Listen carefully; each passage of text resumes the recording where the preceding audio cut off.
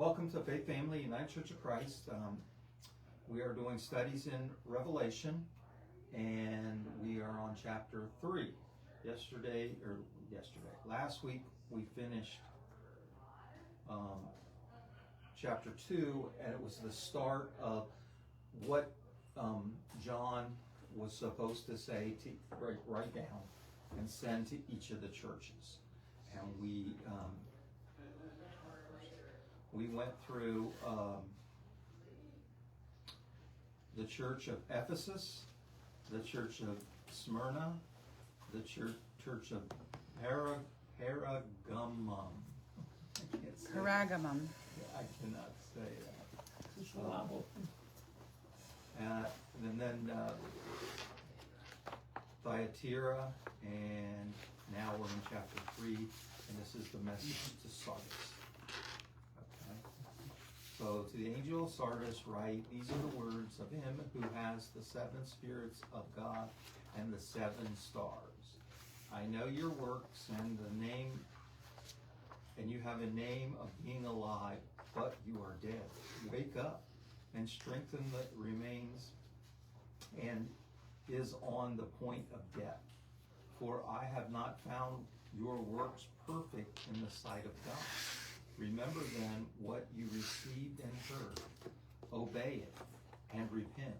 If you do not wake up, I will come like a thief, and you will not know the hour I will come for you. Yet you have this, you still have this. A few persons in Sardis have not soiled their clothes. They will walk with me dressed in white, for all are worthy. If you conquer, you will be clothed with them. I don't have that. I will never erase his name from the book of life.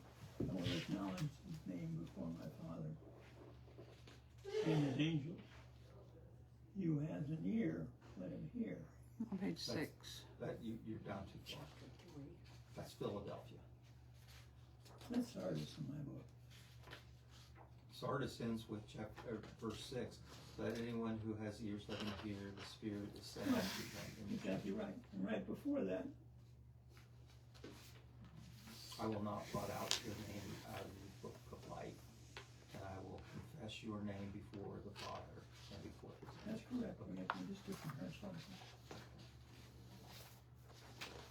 So what is the message here? Something we're not allowed to be in Florida. What's that? I don't see the chapter 3. Oh, me either. That's why I think there's a missing page or something. Okay. Well, it's got a number, 4, 5, 6. We're missing Sardis. Yeah, we are missing something. That's okay. We got Philadelphia.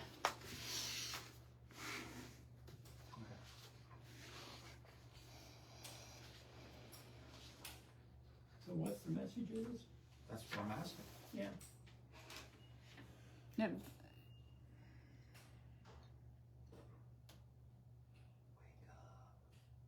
be woke.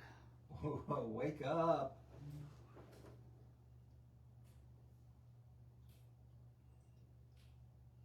Revive. Be revival. It's the deep south. They're just being, it's sleeping. What's that? Basically, be woke, be awake, be revived, be. Oh, you were saying do not woke up in Florida? Yeah, we're not allowed to be woke. Got it. No, it's just basically saying that apathy is the thief of your salvation. Well, maybe not, but apathy is really what will steal your. I don't know that it will steal your salvation, but it will steal your relationships with God and with other people and with humanity. And see, you're speaking from doctrine. well, I'm speaking from my understanding of. But yes, be awake. Don't let the apathy of thinking that I'm I know where I'm going. And keeping your minds on a heavenly realm, keep you from having what really was intended, heaven on earth. If you don't work at your religion, you don't work at your faith becomes weak, and you open the door for evil to take over. The same way, if you don't work with exercising, you become Hush. much. Yeah, so I mean, are aware of your surroundings, what's going on in your family, in your life. You open the door to the devil. Okay. So I just wanted to touch on what Cindy said about. She said, "I'm not saying that it can steal your salvation away from you." See, that's the doctrine of once saved, always saved. Okay, that means that if you're saved, nothing can take you out of Christ, right?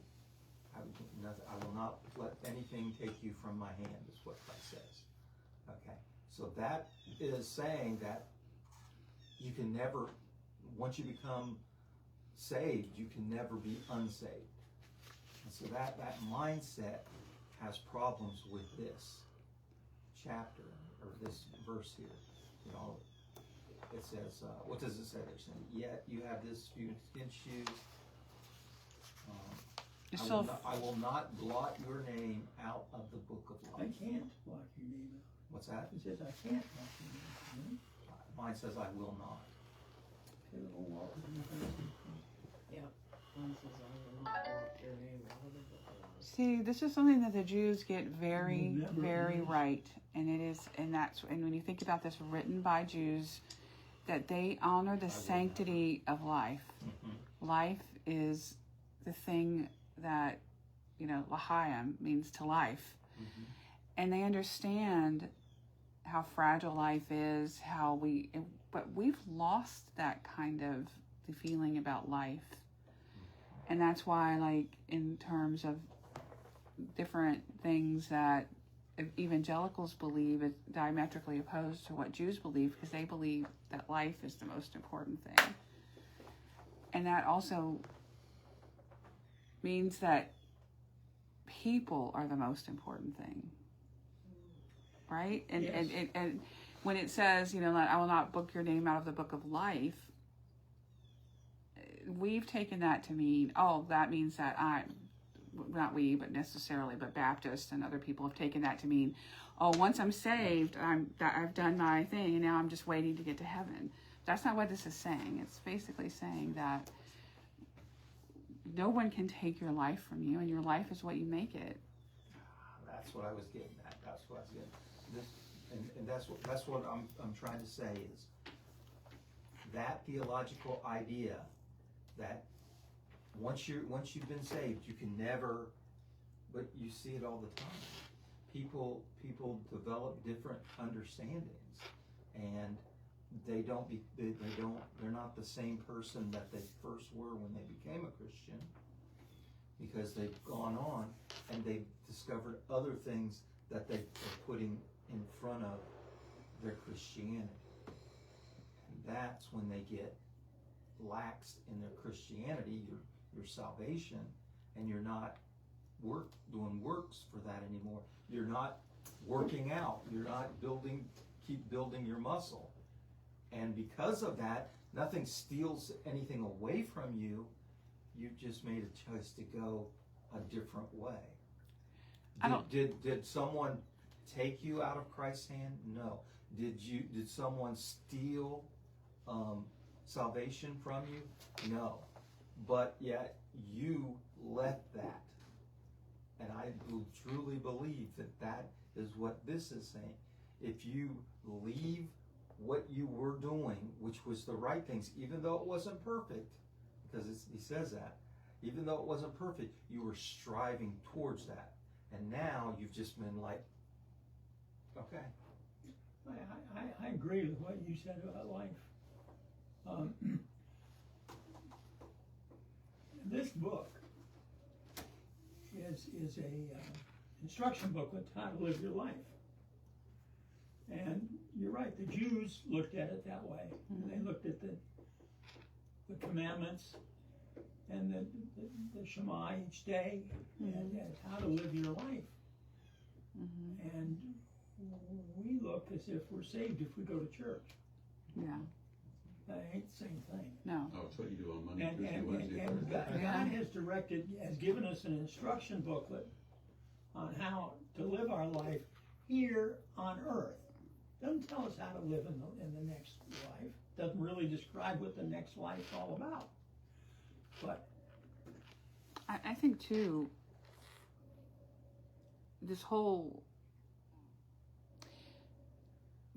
and I don't want to sound, I don't mean, when I say this, I don't mean to sound prideful, but like for years and years and years in evangelical Christianity, we've been told to humble yourselves, become less, which those things are true to a certain extent. But basically, that you don't really have any value is what it says to some people, right? You don't have value. There's only value in the collective. But that's not what this is saying. This is saying that you have value, and there's nothing wrong with understanding what your value is. Because dying to sin is one thing, but dying to who you are and what your talents and your riches are in the kingdom is something different. So it's like, and then watching evangelicals do mental gymnastics when people get saved and baptized and then they run off and do, addiction or not bad things. I'm not trying to say that, but they're like, how many times have you heard people say, they were not really saved. They didn't mean it. It's like, though, like you were saying, those are theology, but let's look at what it really says. It would not take you out of the book of life. So would a loving God ever condemn someone to hell? And that's everybody has a different story about that. But I was like, you can be not prideful, but you can be esteemed in what you mean to the kingdom and what you mean to God and by what you mean to Christ too. And stop thinking that worthlessness is something to attain, because we're not worthless. But that's what I was taught growing up, was that you were, especially as a woman in a church, you were serving and that was your role, and that's just, there's nothing you can do about it. This is your place in life. And that's what Christianity has told so many people through colonization and through, but that's not what he's saying here at all. The Crusades, that's what the road I was trying to think. well, specifically for Sardis, it had a reputation, and it knew what it was doing, but it's gotten away from it. And so he's saying that you get lax, you're going to let the world into your divine realm, and you're going to miss the point. I heard some comments that I love how they say it. It says, so when you come, do you do church or do you become church? Mm-hmm. And so a lot of times people do church. They come, where are we going? We're going to church. No, we're going to come to be a part of the church. And I think that's probably what the main emphasis here is. Now you're just going through the motions. Like, okay, we've achieved it. We're saved. We just got to go through the motions now. Show up, put in your time, and go home. Check the box. Instead of always trying to improve, always trying. That's something like I know my childhood. I was very competitive, always trying to figure out ways to improve. I didn't get a lot of encouragement. I got a lot of critique in everything I did. So I always looking for ways to improve things. And I think that's what it's saying. Don't get stagnant in what you're doing, and you're just doing it, but want to do it. Remember what it was like when you first started. And I think too that what we did yesterday was church. Mm-hmm. Oh yes, most definitely. What we're doing today isn't for us. Well, I it think is that's for- the thing. The thing. What we're doing today is for us, is to Well, rejuvenate us. right, but while we're here isn't for us, it's for the people that will come through the door or that need us here. Oh, yeah, okay. And that, so, I mean, I'm not a big believer in the purpose-driven life anymore, but at one time I was, and he was like, you know, like we have church on Saturday, we do things on Saturdays for our people because Sunday isn't about us. It's about serving the people who come in and need that from us, or who, you know, walk through that door and who are hurting or whatever. That's what church is, that's what Sundays are for. But church is also a community. Well, yeah, but I mean, it's also a community, so it's for the people in that community. And on Sunday, But We I do think that. we have to be careful not to serve our own community because we don't need to be served, right? Yeah, it's yeah, we do. No, Yeah, you need to be, unless you've got it down pat. no. I think, well, if there's people in our community that need help, but I think that what I'm saying is we don't want to become insular in that all we do is I agree. Socialize with our own people, serve our own people, take care of our own selves, only help people that come to church here. You know what I'm saying? Like, you can get wrapped up in that secular thing where you're not. So I think when you say that, it's true, but also I think we don't want to get hung up on it, serving our own community. let me kind of cut this short so we go move on. But what you're saying is, in the Saddleback formula in the book that she was talking about, Rick Warren. purpose-driven Yeah, church, Warren, purpose-driven life, they have two services. They have a service, is what they call the seeker service, and that's for anybody that's not really a part of the church, that they're trying to find themselves, trying to find a church that they can go to, and that's geared towards evangelism, outreach, reaching these people, telling these people why we do what we do and this stuff. And then there's the I don't know, what is it called? It doesn't call it saint service, but a service for the other, and they have that service either on Saturday evening, and then those people still come to the Sunday service to be the ones to Servants. encourage and serve the people that are seeking. So two different services, one to encourage and uplift the people that are doing the work of the church, and others are the other services for people that are coming to try to find their place. And and it's hard for a pastor when you only have one service. You know, you got to judge. You know, does the congregation need this kind of service, or does it need this kind of service? Does it need encouragement? Does it need a little bit of admonishment? Does it need an evangelistic kind of thing to motivate people to do more? You know, so those kind of things. But you can see all that is energy. And what I got from what we just read is there wasn't energy there, and it was kind of like going through the motions, doing church instead of being church. Okay, let's go on to Philadelphia. Cindy, can you read that for us? And to the angel of the church in Philadelphia write, these are the words of the Holy One, the true One, who has the key of David, who opens and no one will shut, who shuts and no one opens. I know your works. Look, I have set before you an open door, which no one is able to shut. I know that you have but little power, and yet you have kept my word and have not denied my name. I will make those of the synagogue of Satan, who say that they are Jews and are not, but are lying. I will make them come and bow down before your feet, and they will learn that I have loved you. Because you have kept my word of patient endurance, I will keep you from the hour of trial that is coming on the whole world, to test the inhabitants of the earth. I am coming soon. Hold fast to what you have, so that no one may seize your crown. If you conquer, I will make a pillar in the temple of God. You will never go out of it. I will write on the names of my God, the name of the city of my God, the new Jerusalem that comes down from my God out of heaven. and my own new name. Let anyone who has an ear listen for what the Spirit is saying to the churches. Okay. So what is the issue that is here? Well, they don't have a lot of power. They may be being persecuted or maybe being belittled or whatever. And he's saying that I will make you, people recognize what you've done and you'll receive the reputation that you deserve. Again, now this has been used by Revelation dystopian evangelists for talking about the tribulation.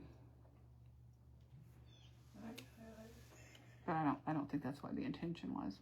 I think they have a group of Jews inside the church that don't agree with them. Yeah. And they got a conflicted congregation. And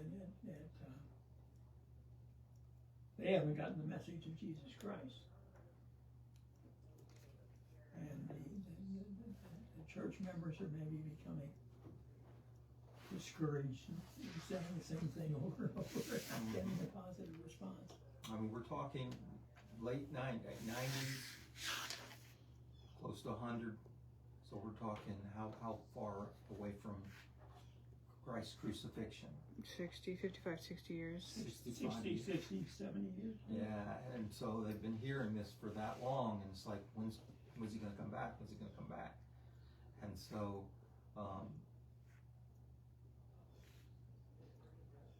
because you have kept my word of patient endurance, and then it goes, I'm coming soon.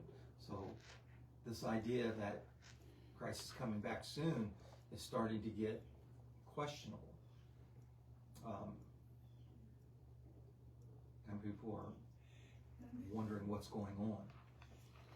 This is an example of the problems the church has. Eventually the church changes from being the message of Jesus Christ to being the message of go to church, be in the church, do what the church. It's in the process of that. But that wasn't the Jewish message of the Old Testament at all. This is an example of the hyphen between the old church and the new church. I think too, it says, this has been very misinterpreted through the years, but this is what it says. Because you have kept my word of patient endurance, I will keep you from the hour of trial. That doesn't mean, that's the reason that they're not going to have the issues with the trials that are coming is because they've kept the word. And we get that backwards. People think that I'm going to be rewarded because of what I've done, but because of what you've done, you are better equipped to withstand. And that's just like what's kind of happening now with the church too, because we been patient and enduring. We are going to be able to weather the storm where not everybody is going to be able to, because they look at things differently, right? Yeah. So where people think, oh, because I've done this, Jesus is going to snatch me out and I'm not going to have to go through this. No, but because you've been consistent, you have the skills and you're equipped to get through it. Mm-hmm. It's different than what people have interpreted it to I mean. like at the beginning it talks about the door is Yeah. open and no one can shut. It remains open. If you have an open door, you can walk through it both ways. And it's about you. It's not about someone else. It's about you. Do you choose to go through that door? And do you choose to remain inside that door? Or are you choosing something different? And I think that's where the talks about the synagogue of Satan. Those are the people that walk through the door, embrace this idea of what Christ was telling us, thinking that Christ is going to come back in a year or two, and he doesn't, and he doesn't, and he doesn't, and now we need to go back out the door and see where we went wrong. Instead of being where you are and saying, what did we miss here? They go back to their old ways. Well, I think it also lends to the doctrine of the UCC that God is still speaking. Yeah. When you close the door, you're saying, okay, I have everything I need. I'm just waiting. Yeah. Just like when they thought Jesus was going to come and be this dynamic, militant ruler, they set their expectations on Christ, and now they're setting their expectations on his return. Okay, let's just hold it together until he comes back. But the door is open, and God's still speaking, and there's still a revelation, and there's still a lot to learn, and they're still changing, and that's too what I think it means about the synagogue of Satan. They've just kind of huddled together, like, oh, we just got to bear the storm. This is not John speaking. This is Jesus. I know it's Jesus. It's Jesus speaking. And so the audience in Philadelphia is being addressed directly by the Lord. Get your act together. Have faith. Keep on. Come on. I think this is a cheerleading thing. The whole thing is, but the whole book is, but I think we forget who's talking. It's coming directly from the Lord, these words. Mm-hmm. Now, attributed to the Lord. Mm-hmm. But that's the point. This is Jesus Christ on stage directing, right? Yeah. Directing. Okay, so basically talking for endurance, and 2,000 years later, we're sitting here, and Christ hasn't come back, or has he? Remember, we're talking about metaphors. Most of everything that's in the Bible is metaphoric, or representative, or symbolic. Okay, so what did Christ do while he was here? Took care of the sick. Took care of the poor. The widows, Welcome the children. stranger. Welcome the outcast. We taught us by example. Made people. Yeah, exactly. Made people into people, a human being, and not, hey, you need to go by this system or that system. That's where religion comes in. When religion comes in, it says, well, we got to put this all together so that everybody can understand it and everybody can follow it. Well, what about these people over here? Well, we're worried about the system now. No. Christ wants us to worry about the people and not the system. Systems can change, right? People can change too, but the point is, they need to be shown their worth. We have to take care of our neighbor. Yeah, everybody. And I won't say not our church. So yeah, exactly. Are we worried more about our church building, our church, this and that, or are we worried about the people in our communities? And that's the point there, I think. We need to address people more than we do systems, religion, and that. Okay, so Laodicea, and the angel of the church to Laodicea write, the words of the Amen, the faithful and true witness, the origin of God's creation. I know your works, you are neither hot nor cold, and I wish you were either hot or cold, so because you are lukewarm and neither cold nor hot, I am about to spit you out of my mouth. For you say, I am rich, I have prospered, and I need nothing.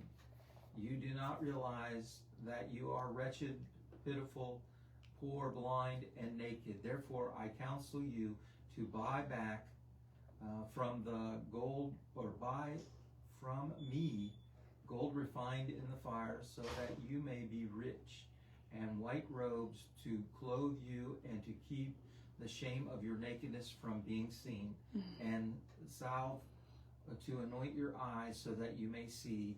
I approve and discipline those whom I love. Be earnest, therefore, and repent. Listen, I am standing in the door, knocking. If you hear my voice and open the door, I will come to you and eat with you and you with me. who conquers, I will give with me a place on my throne, just as I myself conquered and sat down on the Father's, his throne. And anyone who has ears, listen to what the Spirit is saying. Okay, so what do we got here? Kind of the same thing, right?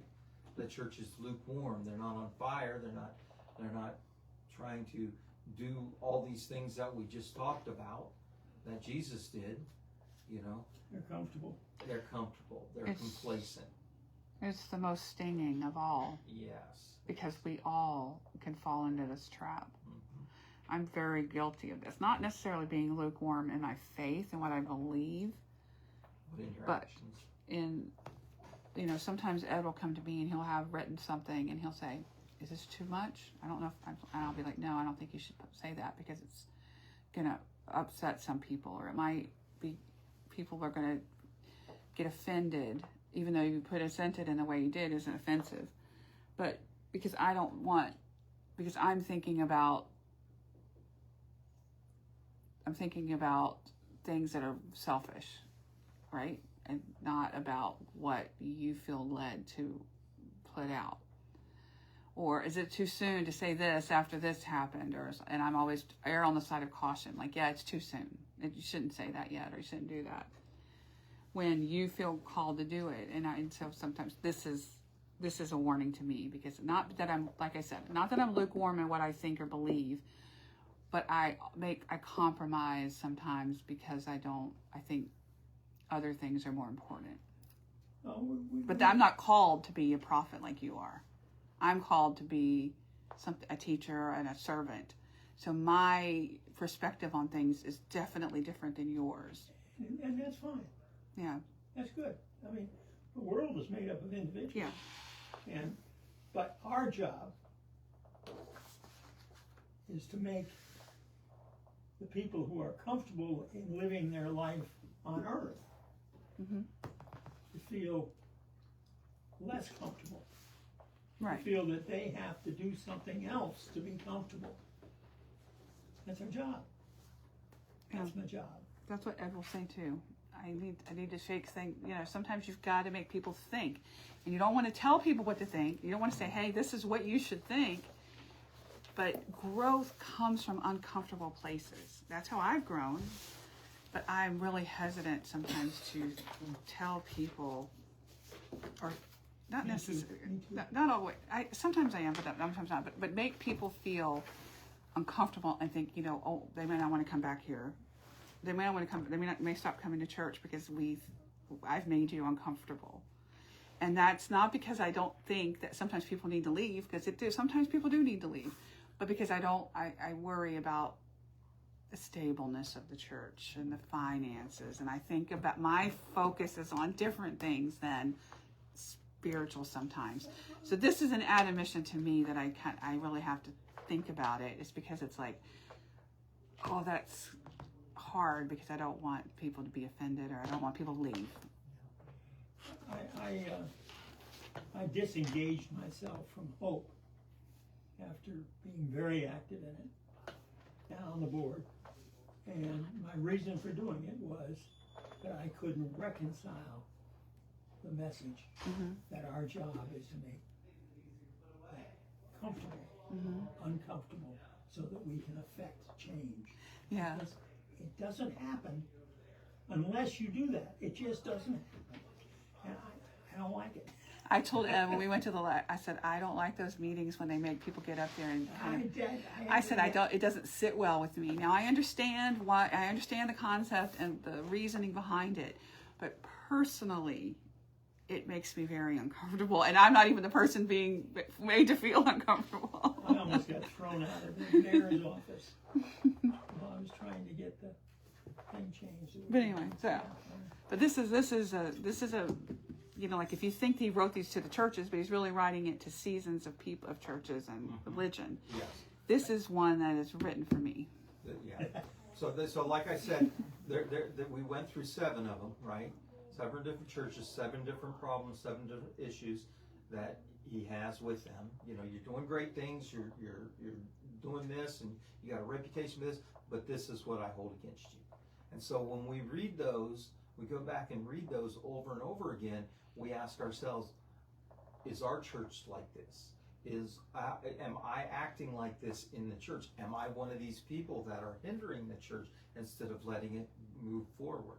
So these things, and this idea that Christ has come back, Christ has come back.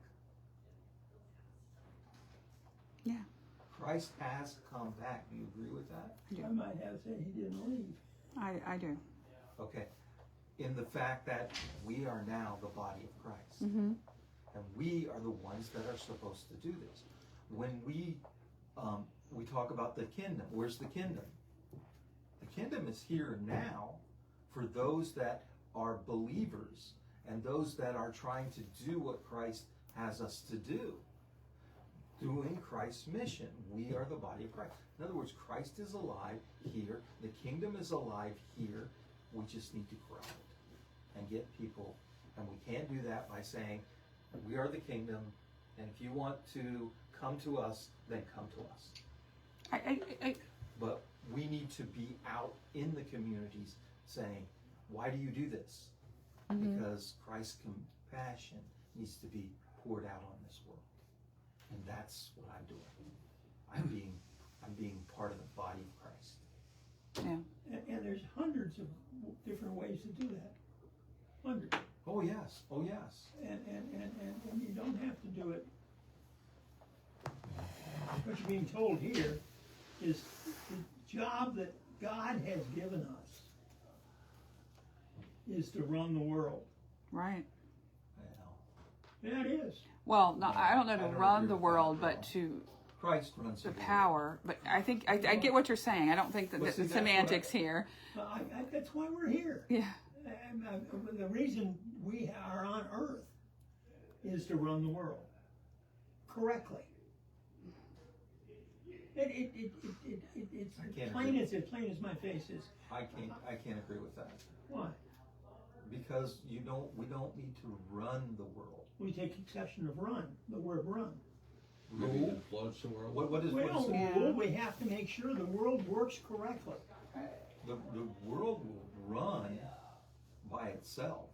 The world does run by itself. What we are to do is to apply Christ's teachings to the world, which is Which- love and compassion. Which is the right way Okay. to run the world. No, that's not. That's the the right way. kingdom. I think we're in semantics here, but I think if what he's talking about, the kingdom of believers that we want the world to be is the way it should run. It's not the way it runs. Yeah. We are a kingdom in a world. Yeah. But he wants to expand that kingdom so that the whole world runs Yeah. the right way. That's Yeah. our purpose. Yeah. But we aren't the ones to run the world. Right. It's the Christ teaching that should be what. That goes without saying. Yeah. All right. So let's stop it there. Okay. Let's stop it there because we went way over time. Oh. And next week we're going to be. I'll be off, so we won't have it next week. We'll pick it up in the first week of January, and we'll be doing